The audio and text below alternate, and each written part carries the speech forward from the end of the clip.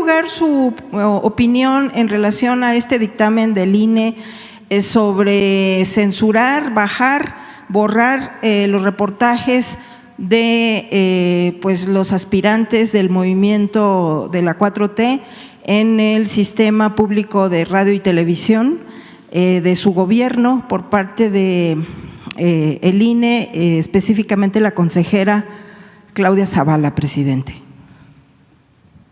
Bueno, pues es lo que está sucediendo. Yo pienso que hay que revisar con mucha seriedad lo de las facultades del INE, del Tribunal Electoral, para que no se afecten derechos y que no se invadan pues facultades que corresponden a otros poderes, que se garantice la libertad, derecho de manifestación,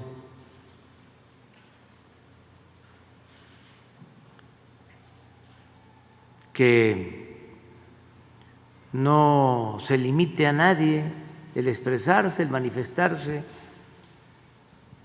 Libertad, libertad, libertad. Eso es como lo que decíamos antes y sostenemos: prohibido prohibir, garantizar la libertad. Y como se decía en la época de los liberales, la prensa se regula con la prensa, no ejercer censura. Ese es mi punto de vista.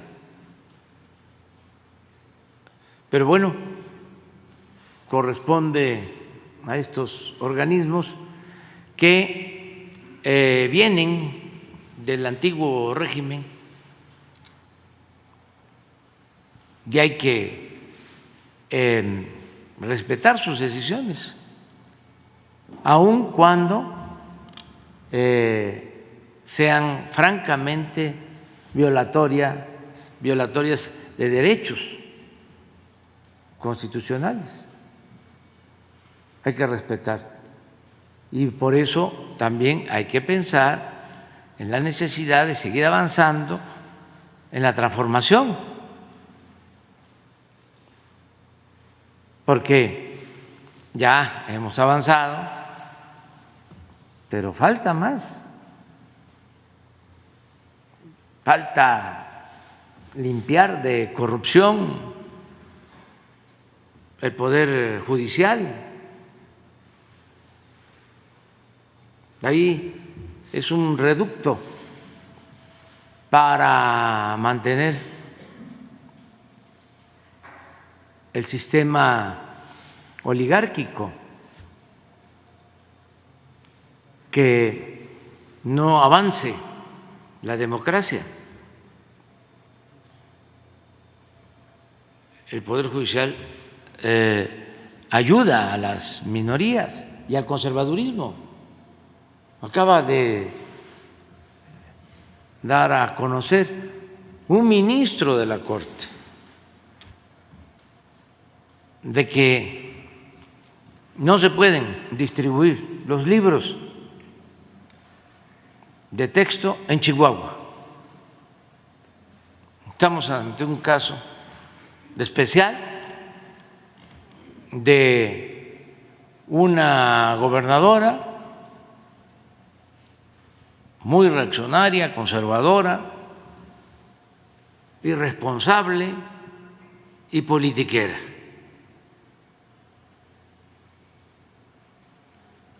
que presenta una controversia para que no se entreguen los libros a los niños, a los estudiantes en Chihuahua, y un ministro deshonesto ordena que no se distribuyan los libros, buscando dejar sin libros de texto a los niños y a los estudiantes de Chihuahua. ¿Qué vamos a hacer? Pues vamos a respetar esa decisión, aun cuando es facultad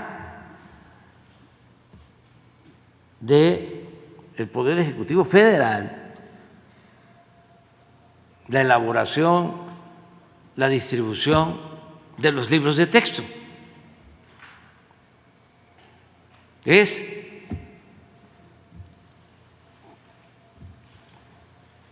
un mandato constitucional, pero vamos a detener la distribución de los libros de texto en Chihuahua.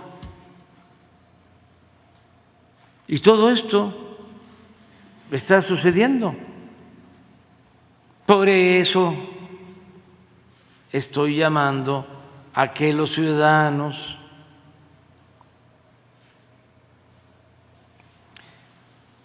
piensen en que hace falta seguir avanzando en la transformación del país y que hace falta la renovación del Poder Judicial, que lo mejor es que jueces, magistrados y ministros sean electos por el pueblo, no por la cúpula de poder económico, sobre todo, y del poder político, por los partidos. Que así como se elige al presidente, así como se elige a los diputados, a los senadores, se elija a los jueces, magistrados y ministros. Eso va a requerir de una reforma constitucional, y para que se pueda llevar a cabo una reforma constitucional se necesita una mayoría calificada, es decir, no es mayoría simple, se necesita contar con 2/3 partes de los votos. ¿Quién va a decidir esto? El pueblo, porque van a haber elecciones. Y no es nada más votar por los candidatos o votar por los partidos. Es fundamentalmente votar por el proyecto de nación. ¿Qué queremos? Que se mantenga el régimen de corrupción que había, o que regresen por sus fueros los que gobernaban para ellos en beneficio de una minoría rapaz, o se quiere que continúe la transformación para que se consolide, se establezca una auténtica democracia, un gobierno del pueblo, para el pueblo, con el pueblo. Ya estamos viendo resultados. Estoy muy contento, lo he venido diciendo en estos últimos días. Estoy muy satisfecho. Podría decir que hasta me iría del gobierno con lo que ya hemos logrado. Incluso podría decir que hasta me podría retirar, me podría morir tranquilo, porque imagínense de que teníamos un sueño, buscábamos un ideal, muchos mexicanos, millones de mexicanos, el que se redujera la pobreza en nuestro país y se disminuyera la desigualdad, y resulta que ya lo logramos. 5 millones de pobres menos, o 5 millones de mexicanos han salido de la pobreza, a pesar de la pandemia, de la crisis económica. 5 millones es pues toda la población de Chiapas. ¿Cuántos habitantes tiene Chiapas? Aproximadamente 6 millones. 6 millones. 5 millones que dejaron de ser pobres. No había pasado esto en 40 años, ni que conste que en los últimos 36 años, hasta el 2018, se dedicaron a vender, a entregar todos los bienes de la nación. Se suponía de que esa privatización de bienes, el convertir lo público en privado, era para que el gobierno manejara más presupuesto en beneficio del pueblo.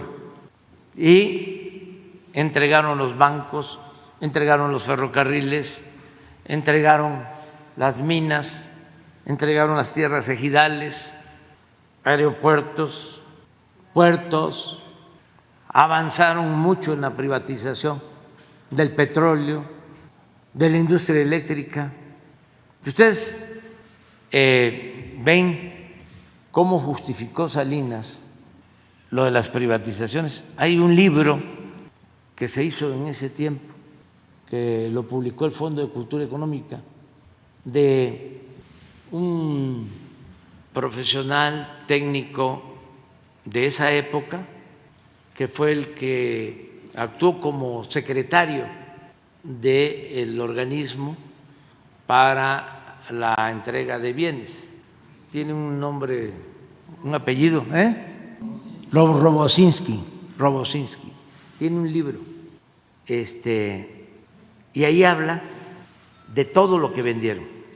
Pero si consiguen el libro, van a ver que el objetivo principal de lo que llamaban desincorporación de los bienes no estratégicos, que no era más que el eufemismo de privatización, el objetivo, dice, principal era obtener fondos para financiar el desarrollo de México. Y fue lo opuesto, así se llama, sí, es el Fondo de Cultura Económica. A ver si encuentran donde es como en el segundo capítulo, tercero, donde habla sobre los objetivos, ¿por qué? ¿Cómo justifican esto? Y el número de empresas que remataron. Bueno, ¿y el resultado? No se redujo la pobreza, al contrario, hubo más desigualdad, más concentración de dinero en unas cuantas manos, mientras el pueblo se empobreció. Ahora estoy muy contento porque la estrategia de ayudar a los de abajo, de destinar fondos de la base de la pirámide social hacia arriba, nos dio resultados. Imagínense, puede ser que me equivoque, pero cuando Calderón, que también recibió muchísimo dinero por los altos precios del petróleo, más de $100 por barril, y cerca de 3 millones de barriles diarios se extraían a $100 el barril, entró muchísimo dinero. Bueno, en ese entonces ese dato creo que sí lo tenemos, los más ricos llegaron a tener 25 veces más que los más pobres, o es hasta más. ¿Tienes ese dato sobre desigualdad? Y ahora la diferencia entre los de más ingresos y de menos ingresos, 15%. O sea, aumentan los ingresos de los pobres, aumenta el salario, hay más bienestar y se reduce la desigualdad. Y eso tampoco significa que le va mal a los de arriba, porque también de el 20 al 22 los de más arriba tienen utilidades. Sí, aquí sí, no pues me equivoqué, ya parezco. Miren, de 35 a 15, 20 veces se redujo la desigualdad. Este es dato de 85. Nunca esto. Entonces, ¿qué va a decidir la gente? ¿Quieres que continúe la corrupción de antes? ¿Que regresen los corruptos? Pues ya sabes por dónde tienes que caminar.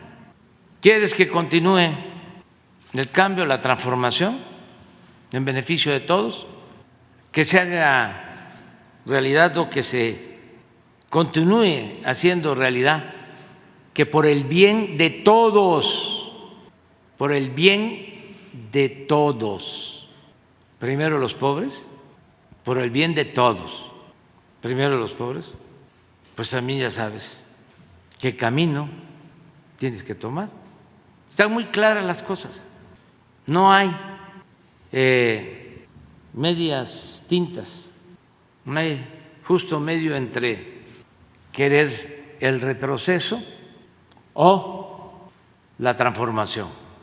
Esto de los libros de texto, hay una persona que no voy a mencionar, pero jerarca, que dice: no he leído ni voy a leer los libros de texto, pero estoy en contra porque son comunistas. Oye, primo hermano, o sea, es una mentalidad muy retrógrada, muy conservadora. ¿Pero qué culpa tienen los niños, los estudiantes? Tienen derechos ellos. Sí, además, ¿cómo un ministro deshonesto va a dejar sin libros o quiere dejar sin libros porque todavía está por verse a los niños, a los estudiantes? ¿Qué opinan de esto las madres, los padres de familia? ¿Cómo rechazar los libros? El dirigente del PAN llegó a decir que se arrancaran las hojas. ¿Cuáles hojas van a arrancar? Tampoco los ha leído.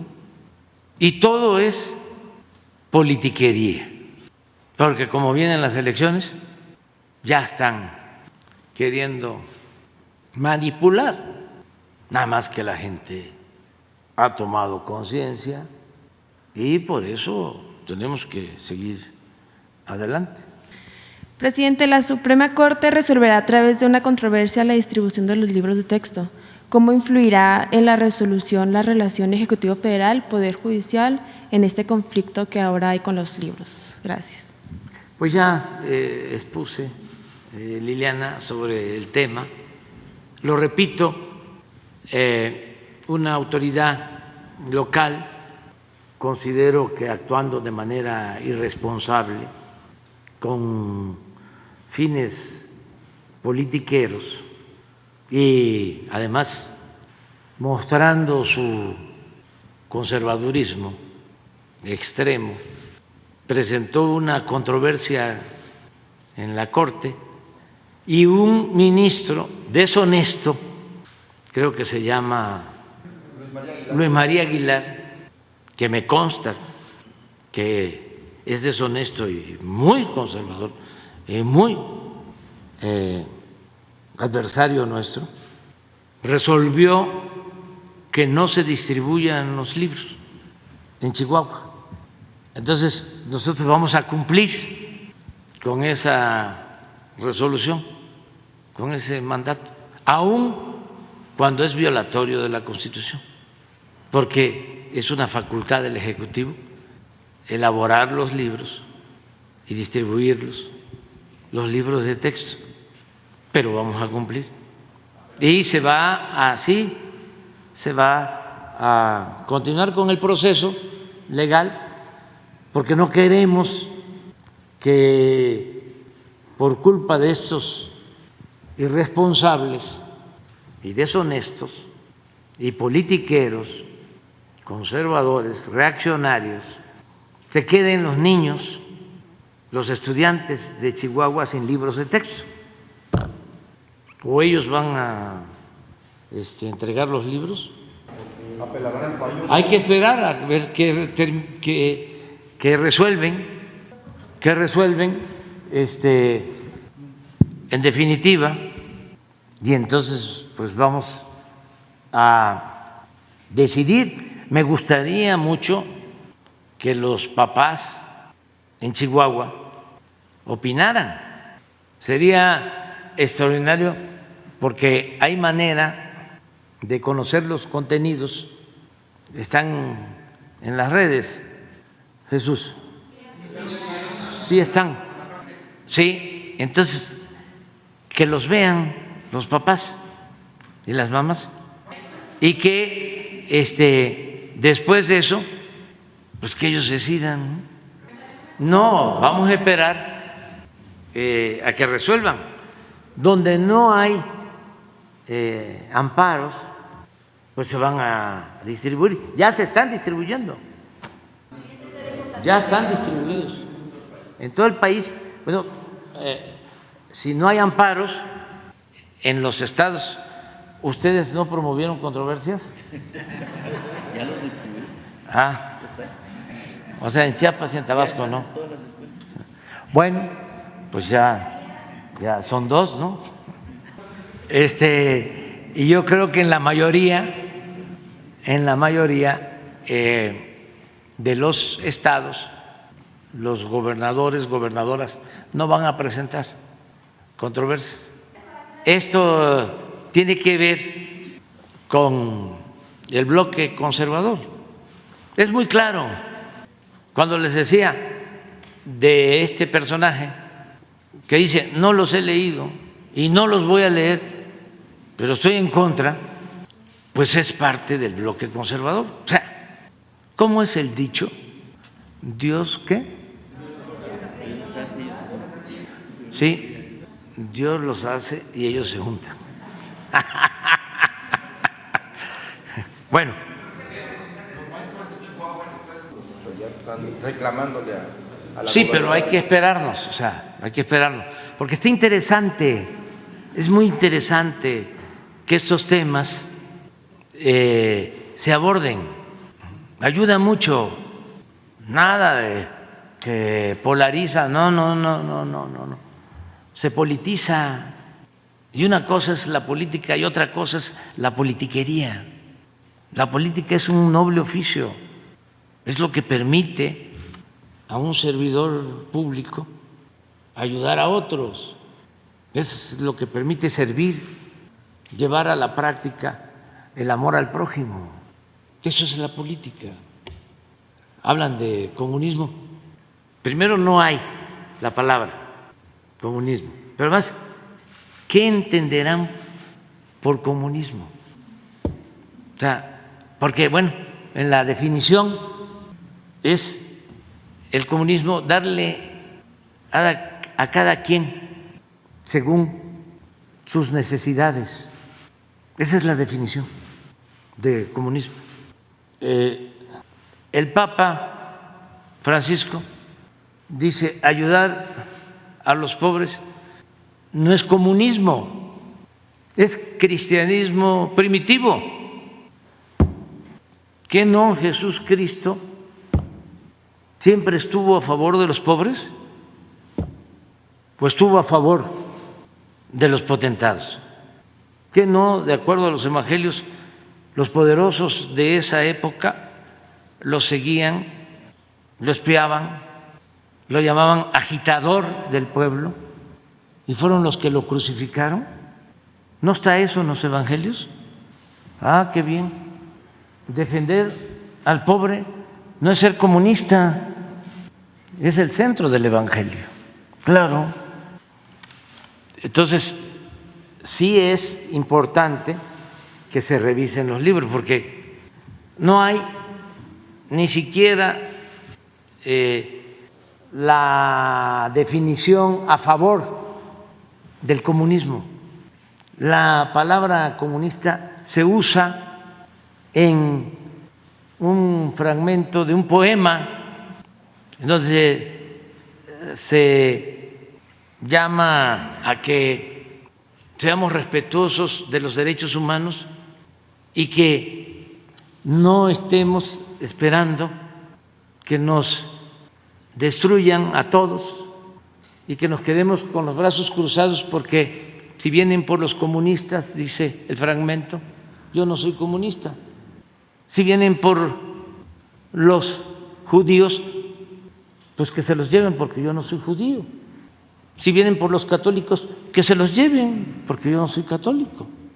Si vienen por los evangélicos, que se los lleven, porque yo no soy evangélico. Dice, no, porque me voy a quedar solo, nos vamos a quedar solo. Necesitamos todos defender el principal derecho humano, que es el derecho a la vida, independientemente si se es comunista o judío o católico o evangélico o libre pensador, respetarnos, amarnos, todos. Pero es muy manipulador. ¿Se acuerdan cómo decían de que si ganábamos nosotros iba a haber fuga de capital, devaluación, que no iban a poder tener más de una casa, porque si tenían dos, nosotros les íbamos a quitar una. No iban a poder tener más de 2 hijos. Parece mentira, pero fue parte de la campaña que enfrentamos cuando decían que yo era un peligro para México, que México iba a ser como no sé qué país y que yo iba a ser como no sé qué dirigente. ¿Se acuerdan? Bueno, estos expertos, Loré de Mola y otros, decían, hay que comprar dolaritos, porque calculaban que el dólar iba a llegar a 25, a 30 pesos. Hay uno que es también experto, que él se ufana de decir que es neoliberal, Zuckerman. Pon la entrevista, lo que decía, y no he escuchado que ofrezca disculpa de que el peso se iba a devaluar, y nada de eso ha sucedido. Claro, entiendo su molestia porque quisieran mantener sus privilegios, vivían colmados de atenciones, de privilegios. En el caso del Poder Judicial, están los ministros, imagínense, ganan 600, 700 mil pesos mensuales y tienen un fideicomiso de 20,000 millones para todos sus gastos, todos sus gastos, hasta para tener jardineros en sus casas, los ministros de la Corte. Entonces, ¿cómo no va a resolver así este ministro? ¿Cómo se llama? José María Aguilar. Luis María Aguilar fue presidente de la Corte, y muy opositor, nada de que la ley es la ley, no, es aplicar la ley a los adversarios, aunque sea injusto, aunque la tengan que retorcer, la ley, aunque pisoteen la Constitución. Ya deja, les cuesta más, no está. Es que, bueno, cuando la tengan ahí. Pero vamos, adelante. ¿Tú? Lo del